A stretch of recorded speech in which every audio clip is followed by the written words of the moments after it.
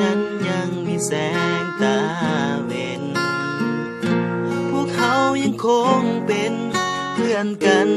ตลอดไปจบม.6 ปีนี้ปีหน้าเป็นปีสุดท้ายพวกเขาจะได้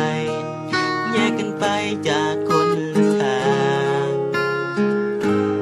ทั้งจะห่างกันไปแสนไกลแต่ว่าหัวใจก็ยังบ่เคยลืมคำว่าเพื่อนนี่สำคัญมีจิตใจที่ดีต่อกันบ่เคยทิ้มกัน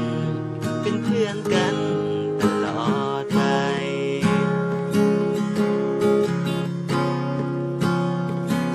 จะอยู่ที่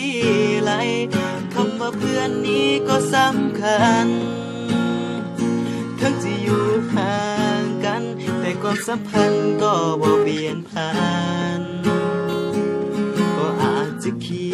ยนว่าจากวันพวกเขาจะได้พบกันถ้าหากเท่านั้นยังบ่ลืมคำว่าเพื่อน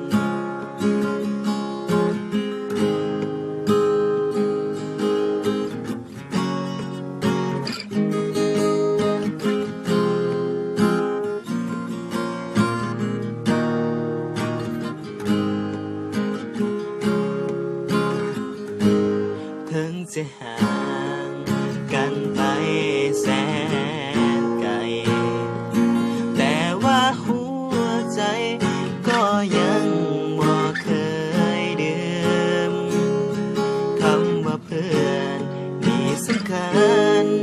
มีจิตใจที่ดีต่อกันบ่เคยทิ้มกันเป็นเพื่อนกันตลอดไปจะอยู่ที่ไรคำว่าเพื่อนนี้ก็สำคัญถึงอยู่ห่างกันแต่ความสัมพันธ์ก็บ่เปลี่ยนผ่านก็อาจจะเขียนว่าจากวันพวกเขาจะได้พบกันถ้าหากเท่านั้นยังบ่ลืมคำว่าเพื่อนคำว่าเพื่อนนั้นบ่มีวันที่จะทิ้มกัน